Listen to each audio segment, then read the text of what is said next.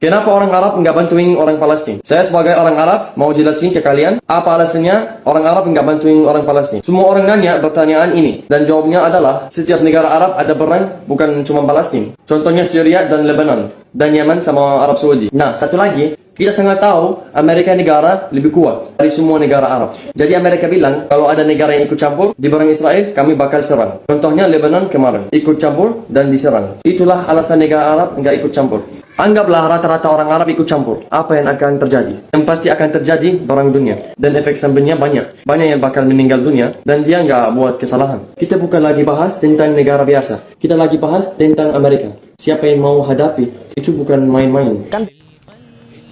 Assalamualaikum warahmatullahi wabarakatuh. Apa kabar Covizen semuanya? Semoga kita selalu dalam lindungan Allah Subhanahu wa taala. Covizen semuanya, inilah saya. Saya bersikap senetral mungkin.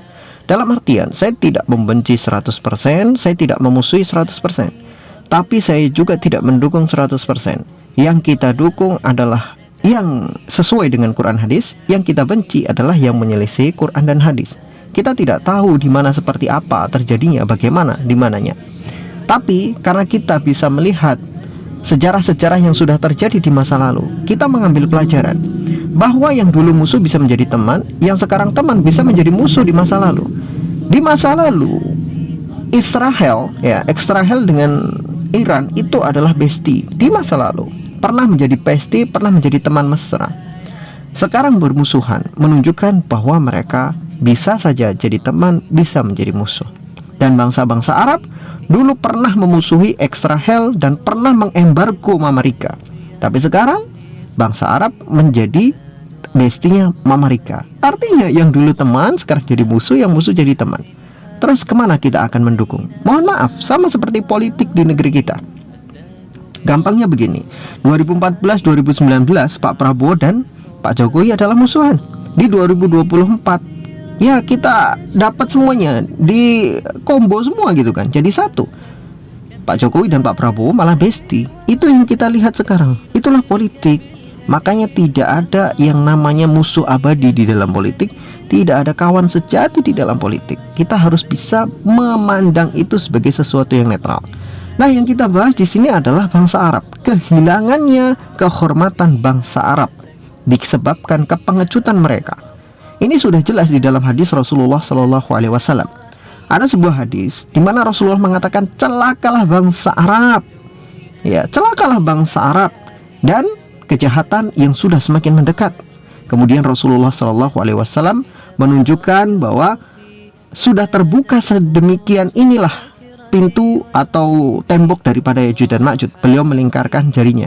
Ya, jari dan jempol itu dilingkarkan. Beliau mengatakan sudah selebar inilah yang dilubangi oleh Ya'juj dan Ma'juj dari tembok Zulkarnain. Kemudian para sahabat bertanya kepada mereka, pada Rasulullah SAW, wahai Rasulullah, bagaimana bangsa Arab akan celaka sedangkan masih ada Nabi di antara kami? Kemudian Rasulullah SAW mengatakan, ya, mereka akan celaka kalau membiarkan kezaliman-kezaliman, kejahatan-kejahatan itu tetap terjadi. Nah, ini kuncinya. Jadi kehancuran bangsa Arab itu ketika mereka membiarkan kezaliman-kezaliman terjadi. Mereka membiarkan kejahatan-kejahatan terjadi. Padahal Rasulullah SAW itu sudah menyebutkan di dalam hadis Rasulullah. Di dalam hadis-hadis yang begitu banyak, man ra'a minkum munkaran falyughayyirhu biyadihi fa illam yastati' fa bilisanihi fa illam yastati' fa biqalbihi wa dzalika adhaful iman. Rasulullah sampaikan, kalau kau lihat orang melakukan kemaksiatan, kezaliman, maka rubahlah kezaliman itu dengan tanganmu. Kalau engkau nggak bisa, maka dengan lisanmu. Kalau kau nggak bisa, dengan hatimu. Dan itu adalah selemah-lemah iman. Nah, yang dilakukan sekarang oleh bangsa Arab itu bukan sekedar kelemahan iman lagi, tapi kepengecutan. Ketika bangsa Arab, orang-orang Arab ditanya, kenapa bangsa Arab tidak membantu saudara-saudaranya yang ada di Palestina, yang sedang dizalimi? Apa jawaban bangsa Arab? Kami bukannya tidak mau membantu, tapi kami memang sudah diperingatkan oleh Amerika untuk tidak macam-macam dan tidak ikut campur dalam urusan itu. Itu adalah urusan pribadi mereka, urusan internal mereka antara Palestina dengan Amerika atau Israel.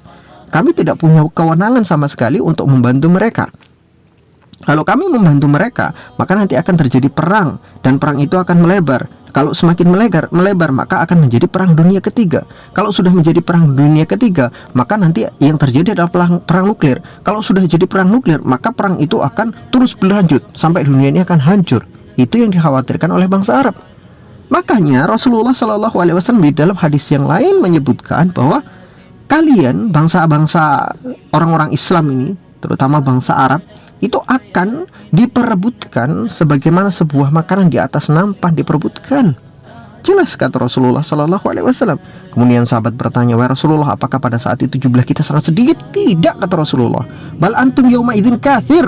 Antum itu banyak sekali. Bangsa Arab itu sekarang banyak. Ada Arab Saudi, Uni Emirat Arab, ada Dubai, ada Kuwait, ada Qatar, dan lain sebagainya. Dan itu semua adalah negara-negara dengan sumber daya besar. Uangnya besar semua. Mata uang terkuat di dunia ngumpul di Arab semua. Kekayaan di dunia ngumpul semua di Arab.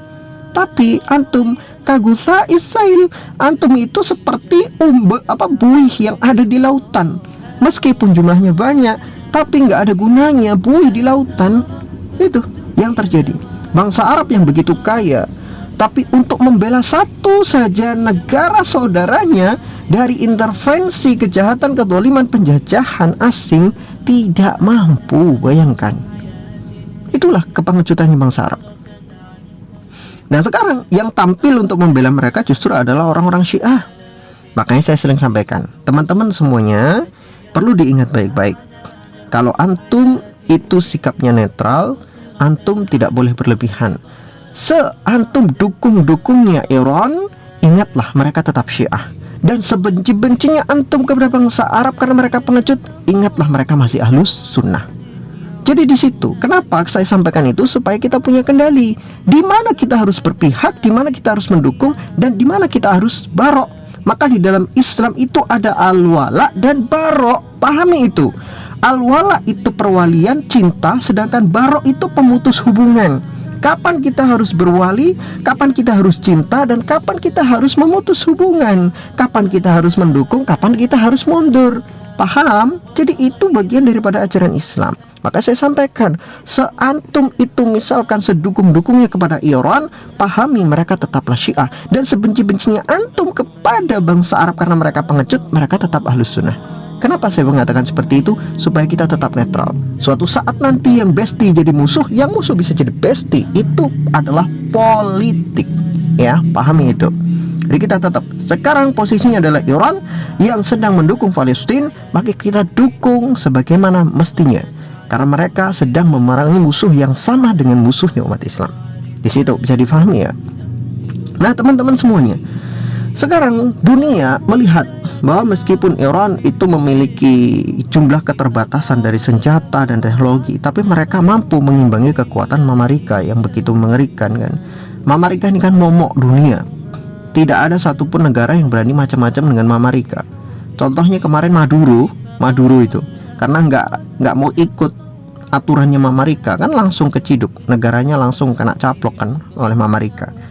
Itu contoh. Jadi Amerika itu kadang-kadang memberikan shock terapi kepada seluruh dunia bahwa dia itu tetaplah penguasa dunia. Jadi kalau kalian tidak mau ikut Amerika, ya saya caplok. Berapa negara-negara yang sudah dicaplok oleh Amerika yang dilenyapkan pemimpinnya? Kita belajar dari Saddam Hussein, kita belajar dari Afghanistan, kita belajar dari Irak, kita belajar dari Muammar Gaddafi, kita belajar dari tempat-tempat yang lain. Yang terakhir kemarin Maduro. Itu semua adalah negara-negara yang sudah dicaplok oleh Amerika, yang pemimpinnya karena nggak mau taat kepada Amerika, ya udah dicaplok semuanya, kekayaannya diambil dan dirampok. Nah, bangsa Arab itu takut kalau itu juga terjadi kepada mereka, sehingganya mau nggak mau mereka akan mengikuti alur mainnya Amerika. Sedangkan Iran, mereka menolak.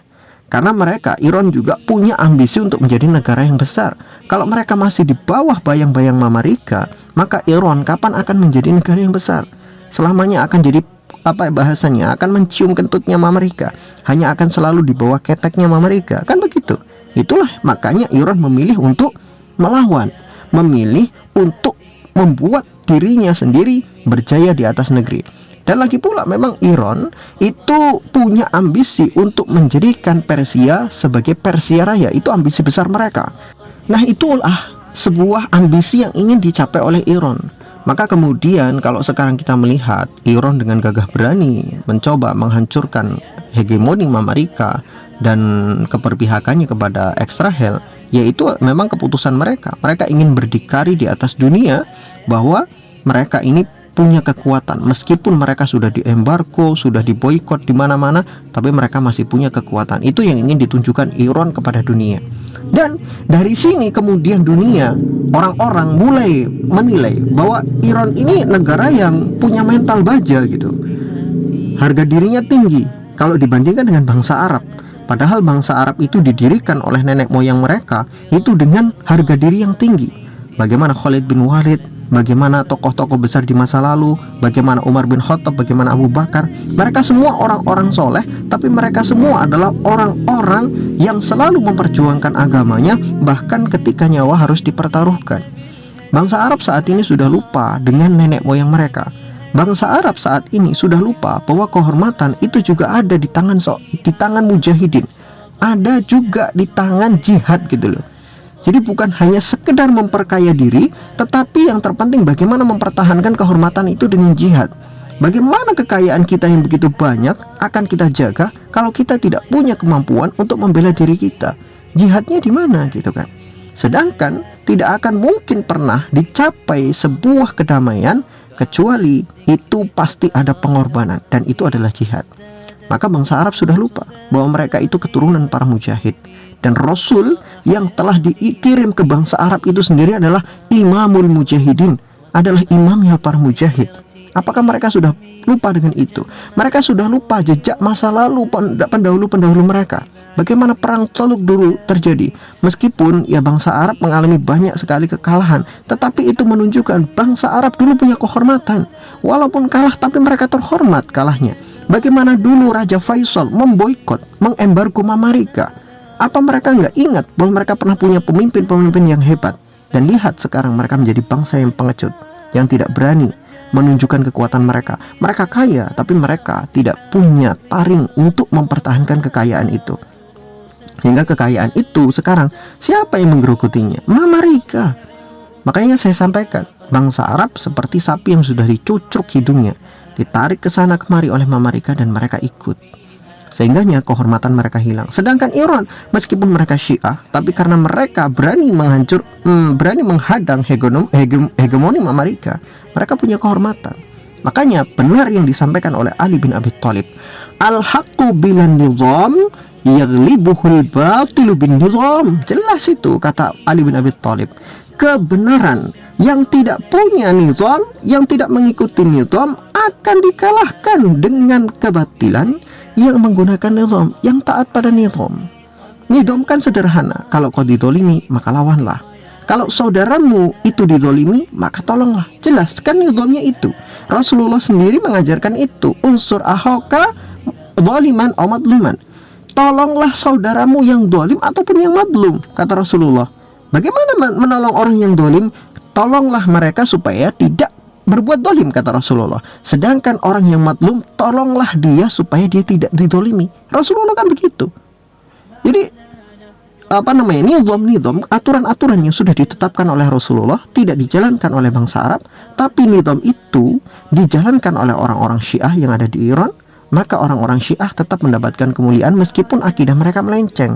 Sedangkan orang-orang Arab yang katanya akidah mereka Ahlussunnah, akidah mereka lurus, tapi karena mereka tidak mengikuti nizamnya Rasulullah, maka kehormatan mereka sudah hilang. Dunia menganggap bahwa bangsa Arab adalah bangsa yang pengecut, disebabkan kepengecutan mereka yang tidak mau membela saudara-saudara mereka sendiri, sesama Islam juga sesama bangsa Arab. Wallahu a'lam bishawab.